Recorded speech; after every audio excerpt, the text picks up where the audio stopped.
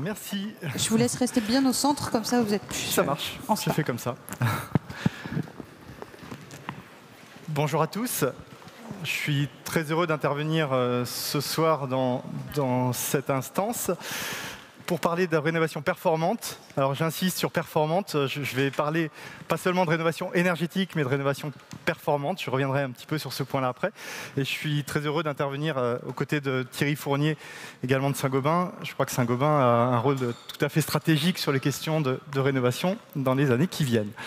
Je suis donc directeur général de Doremi, qui est une structure solidaire d'utilité sociale appartenant au groupe Négawatt. Je ne m'appesantis pas là-dessus, je vous laisse aller regarder plus précisément si vous voulez voir ce qui se cache derrière ce terme-là. Aujourd'hui, je vais vous parler plus précisément de la maison individuelle et des retours d'expérience de rénovation performante dans ce parc-là. On a parlé dans la journée de tertiaires, donc de parcs tertiaires, de bailleurs sociaux, juste à l'instant de copropriété. Je serais curieux de savoir, du coup, dans la salle, combien de personnes habitent en maison. Vous êtes un certain nombre. Compte tenu de la proportion, c'est assez représentatif. On a 56% des logements français qui sont des maisons individuelles. Quand on parle de rénovation, on pense souvent plutôt aux grands bâtiments, alors qu'en fait, l'essentiel des logements sont dans des maisons individuelles. Et par ailleurs, si on prend le quart des logements en maison individuelle d'avant 75, vous avez les principaux gouffres énergétiques français. Donc on a commencé, dans le cadre de Doremi, à travailler il y a une dizaine d'années sur ces sujets de rénovation, en se disant, essayons d'atteindre la performance. Alors, performance, qu'est-ce qu'on appelle performance dans notre jargon? Pardon, je vais rester juste là-dessus. On appelle performance dans notre jargon l'isolation des murs, de la toiture, du sol, le changement des menuiseries, le remplacement du chauffage et des ventilations, c'est-à-dire en fait l'ensemble des postes de travaux. On a une définition de la réno performante qui a été intégrée dans la loi climat en juillet. Donc on avance fortement sur le fait de caractériser ce qu'est une rénovation performante aujourd'hui en France. Donc cette rénovation performante, on s'est rendu compte qu'elle était extrêmement intéressante à conduire en une seule fois. Pourquoi? Donc c'est notre travail principal au niveau de Doremi. Parce qu'on s'est rendu compte qu'une rénovation telle qu'on l'a fait aujourd'hui, c'est-à-dire on change les fenêtres, quelques années après on change la chaudière, quelques années après on fait l'isolation de la toiture, etc. Ça ne permet pas d'atteindre la performance à terme. C'est quelque chose qui n'est pas intuitif, mais la juxtaposition au fur et à mesure des années de travaux, même de bons travaux, des bonnes menuiseries, quelques années après une bonne chaudière, etc., ça ne permet pas d'atteindre la performance à terme. Pourquoi? Parce que la coordination du chantier, la coordination des travaux en général, est la seule possibilité d'avoir une approche cohérente de la rénovation. Sinon, il reste des fuites de chaleur, des fuites d'air, et on se retrouve avec un bâtiment qui finalement n'est pas performant. Je vous renvoie là-dessus à une étude que l'ADEME a publiée en janvier dernier sur la rénovation performante par étapes, que l'on a rédigée avec le bureau d'études Enertech, et qui, de façon très précise, avec des exemples très concrets et très fréquents, changer les fenêtres, isoler les combles, montre comment on garde ces fuites au fur et à mesure du temps, et pourquoi on n'arrive pas à la performance malgré l'investissement et malgré des travaux qui sont conformes aux règles de l'art à chaque fois. Ce qu'on voit très concrètement sur le terrain de notre côté, et ce qui nous a aussi poussé depuis plusieurs années à travailler sur ces rénovations performantes en une seule fois, c'est l'apparition de pathologies. On voit des pathologies, des moisissures qui apparaissent dans les murs, on voit des dégradations de la qualité d'air. Donc, pour toutes ces raisons-là, on a travaillé sur le fait d'arriver en une seule fois à traiter tous les postes de travaux. Alors, toute personne normalement constituée à partir de ce niveau-là se dit, dans sa maison individuelle, je vais faire tous les postes de travaux d'un coup. Ça va représenter 40, 50, 60 000 euros de travaux. C'est à peu près ça, hein, l'ordre de grandeur. Qui fait ça aujourd'hui en France?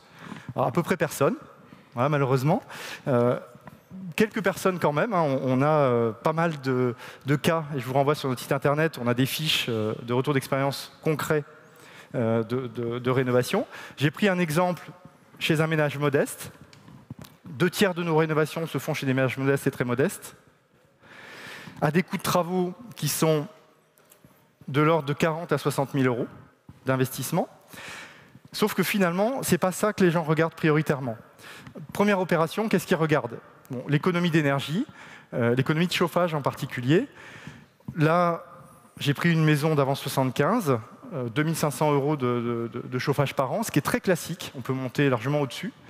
On divise par 4 à 8 la facture de chauffage dans ce bâtiment-là. J'insiste là-dessus, les retours d'expérience qu'on a habituellement sur les travaux actuels, c'est quelques pourcents d'économie d'énergie. On n'est pas là-dessus. Là, on ne parle pas de la même chose. On parle d'effondrer la facture de chauffage. Ce qui veut dire qu'on dégage plus de 2000 € de remboursement potentiel pour ce ménage. À côté de ça, il nous faut travailler sur la capacité à financer ces travaux et la capacité à avoir des artisans pour faire le travail. Je vais me concentrer là-dessus sur la partie financement. Aujourd'hui, on a énormément de financements très diversifiés qui ne sont pas faits pour la rénovation performante à la base. MaPrimeRénov', certificat d'économie d'énergie, l'éco-prêt à taux zéro, je vous en passe, il y en a 15, 18, 20, 2000 au niveau national, si on compte les aides régionales, départementales, intercommunales, communales. Donc on a un foisonnement d'aides. Quand on fait une rénovation performante, on va toutes les chercher. C'est assez simple.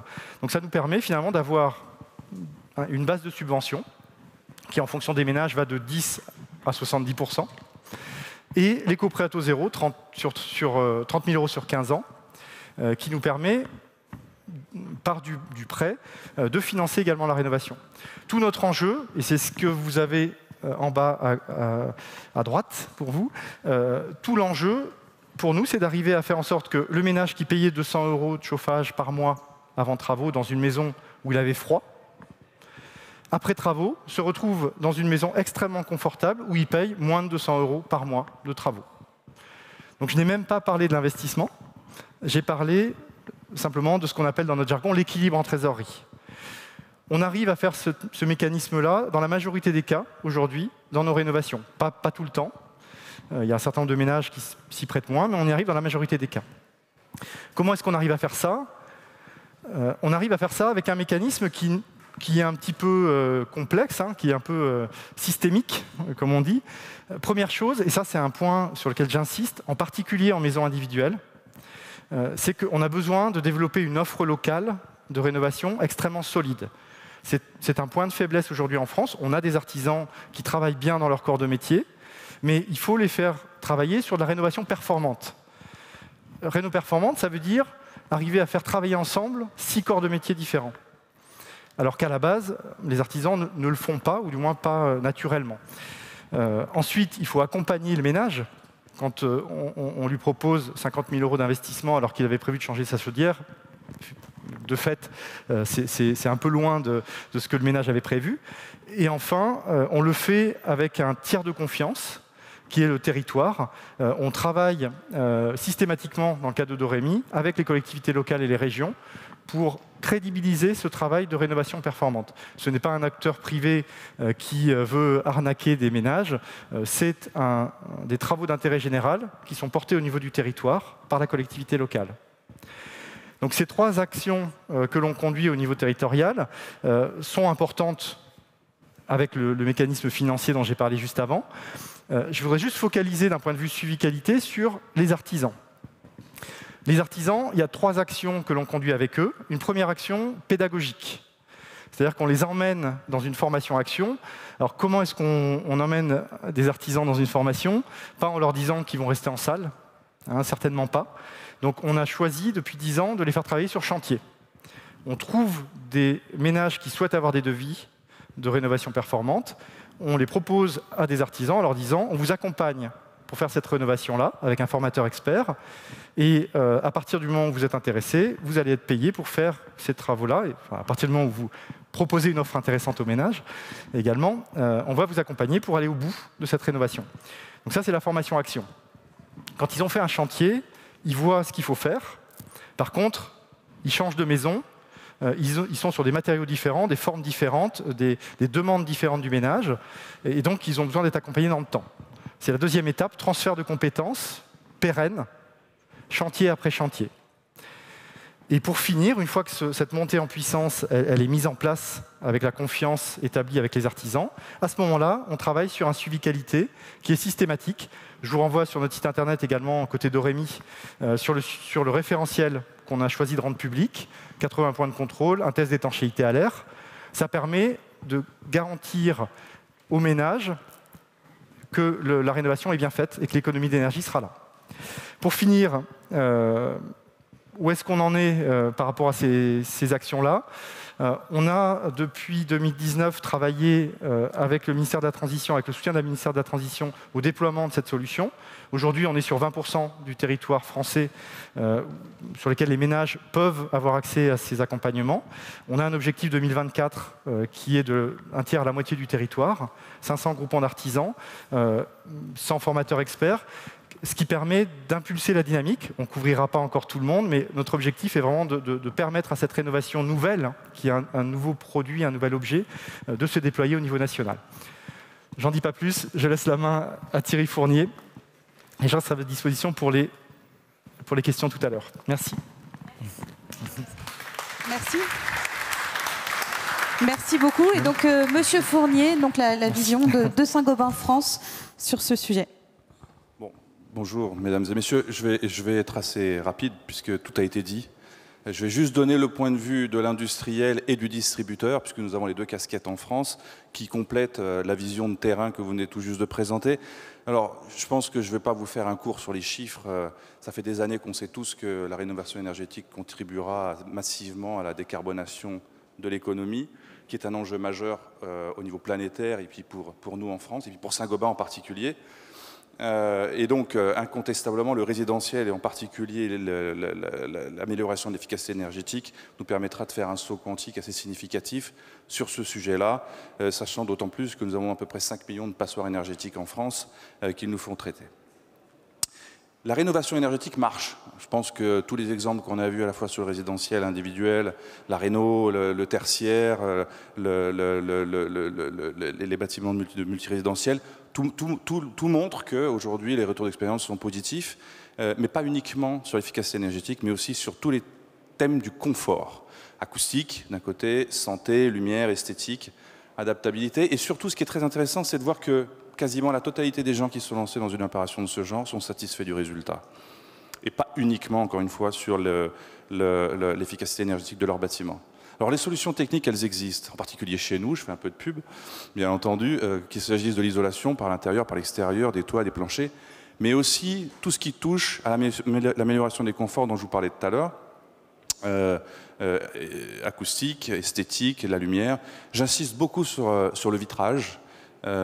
C'est une composante qu'on a tendance assez souvent à oublier quand on parle d'isolation, mais le vitrage contribue aussi positivement à ce genre de choses, grâce à des solutions qui existent aujourd'hui.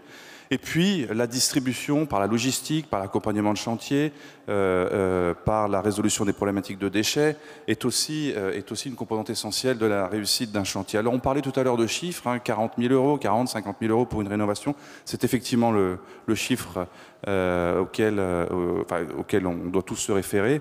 Et aujourd'hui, nous, on sait répondre quasiment à l'intégralité des problématiques techniques qui permettent de résoudre ces sujets-là. Le problème, c'est la massification. Même si Dorémy progresse aujourd'hui, lance des nouveaux départements, ça ne suffit pas. On voit aujourd'hui qu'on fait 260 000 rénov par an, alors qu'on devrait en faire 370, et que rapidement, il faudra monter à 700 000. Donc il faut trois choses. La première, des fonds. Donc là, les fonds, ils y sont, à travers les CE, le plan de relance gouvernemental post-crise sanitaire, et puis aussi par la réglementation. La réglementation existe, la RE 2020 va contribuer significativement à faire accélérer les travaux, et puis le fait que les locations de passoires énergétiques sont interdites à partir de 2028. Donc incontestablement, on a à la fois la carotte, via les financements, et le bâton à travers la réglementation, si je puis m'exprimer ainsi. Donc le sujet, il n'est pas là, en fait, le sujet, il est sur la disponibilité de la main-d'œuvre. Aujourd'hui, il nous manque massivement de la main-d'œuvre pour faire ce genre de travaux. Et ce n'est pas qu'un problème de qualité, puisqu'on parlait tout à l'heure de capacité à coordonner un chantier multitechnique, mais il est aussi dans la quantité. Donc il faut former les gens à la certification RGE. On le fait à travers nos activités industrielles, mais surtout au travers de nos activités de distribution, physiquement, mais aussi maintenant par voie du digital. Une fois que les gens sont formés, il faut les maintenir formés, il faut continuer à travailler pour leur apporter de la technicité supplémentaire. Il faut accompagner les jeunes artisans. Très honnêtement, nous sommes préoccupés par le fait que beaucoup de seniors qui sont très compétents vont bientôt partir à la retraite, et les jeunes, de par le fait que l'industrie de la construction est quand même pas aussi attractive qu'elle a pu l'être par le passé, sont de moins en moins séduits par la filière. Donc il faut qu'on y travaille tous, sinon on va avoir un très sérieux problème de quantité. Et puis ensuite, il faut participer aux formations professionnelles en alternance, qu'il s'agisse de couvreurs, de carreleurs, de maçons, de plaquistes, etc., etc. Et puis, au-delà de la formation, l'innovation est un levier extrêmement important que nous mobilisons, à la fois des innovations produits, systèmes, classiquement au travers de nos branches industrielles, mais aussi à travers des start-up. Et donc, pas plus tard que dans quelques semaines, nous faisons pitcher 14 finalistes d'un programme qui s'appelle RenoFup, dont Dorémy est candidat. J'espère que vous gagnerez, on verra bien. Mais l'idée, c'est bien de trouver des solutions astucieuses, intelligentes, d'accélérer la massification de la disponibilité de rénovation pour pouvoir atteindre les objectifs dont on parlait tout à l'heure. Voilà, merci.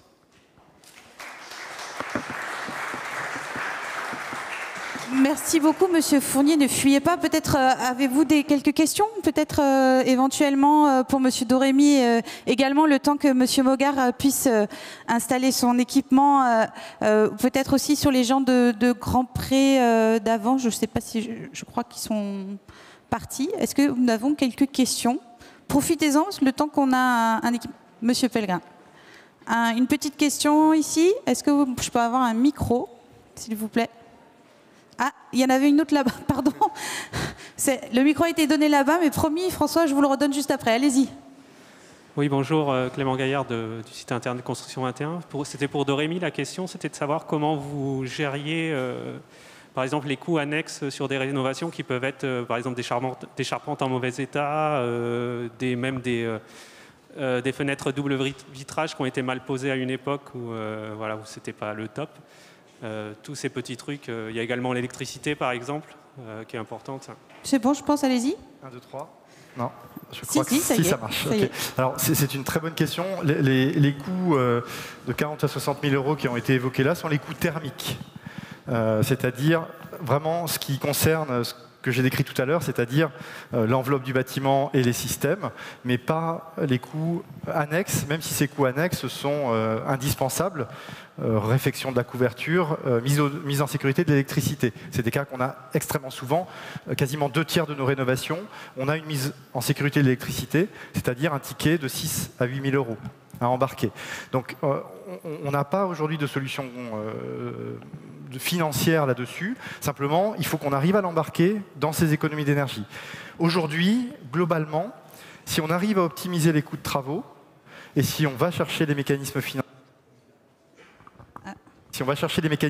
qui vont bien, on arrive à les intégrer dans les coûts de travaux. On n'a pas d'approche statistique là-dessus. La grosse précaution qu'on a, c'est le niveau du parc que l'on traite. Aujourd'hui, ça marche très bien sur les maisons d'avant 75. Avec l'augmentation des prix de l'énergie, ça commence à marcher aussi pour les maisons de 75 à 82. La réglementation thermique suivante. Par contre, après, ça ne marche plus aujourd'hui. Donc, il y a tout ce travail-là du parc et des approches statistiques et des mécanismes financiers, de l'adaptation des mécanismes financiers qu'il faut encore qu'on traite. On est à la préhistoire de la rénovation performante. On est vraiment au début de ce mécanisme-là. Et donc, toutes ces approches de coûts annexes, il va falloir... Voilà, dans le cadre des mécanismes financiers. Merci beaucoup, Monsieur Fournier. Monsieur Pellegrin, vous vouliez poser une question? Le micro vous arrive. Oui, une remarque sur l'exposé, c'était tous très bien, hein, mais sur la copro, je n'ai pas compris pourquoi ils sont partis justement sur ce qu'on vient de définir comme n'étant pas la voie idéale, c'est-à-dire un phasage en 3 ans, et en plus en commençant à l'envers, en commençant par la chaufferie avant de commencer par l'isolation. Et sur la Dorémy, j'ai pas trop compris, en fait, qui fait la maîtrise d'œuvre? vous laisse répondre. Alors, je crois que le Grand Prix, je crois qu'ils sont malheureusement pas restés en salle. Alors, nous n'avons pas de maîtrise d'œuvre en tant que telle. En fait, quand on a lancé Dorémy en 2011, c'était sur le constat que les Français ne faisaient pas appel à des architectes ou des bureaux d'études en maison individuelle. Et donc, du coup, s'adresser aux artisans. Et donc, il fallait travailler avec les artisans pour pouvoir les regrouper et qu'eux portent la mise en œuvre des travaux. Donc, dans Dorémy, on a un accompagnant qui aujourd'hui sont les conseillers FAIR, les opérateurs ANA, qui demain seront aussi mon accompagnateur Rénov'. Et on a, dans la continuité, des artisans, des groupements d'artisans formés qui travaillent directement avec les accompagnants. Notre rôle, c'est de former les accompagnants, c'est de former les groupements d'artisans et c'est d'assurer le suivi qualité. On forme le réseau de formateurs experts au niveau national qui réalise ce suivi qualité. Et donc, dans le cadre du référentiel, on peut garantir aux ménages que les travaux ont été faits correctement, tels que les accompagnants leur ont proposé et tels que les groupements d'artisans les ont devisés. Voilà. C'est bien cette continuité-là qu'on assure. Merci beaucoup. Bah, écoutez, est-ce que... Non, mais je pense qu'on va pouvoir... merci à tous les deux pour votre intervention.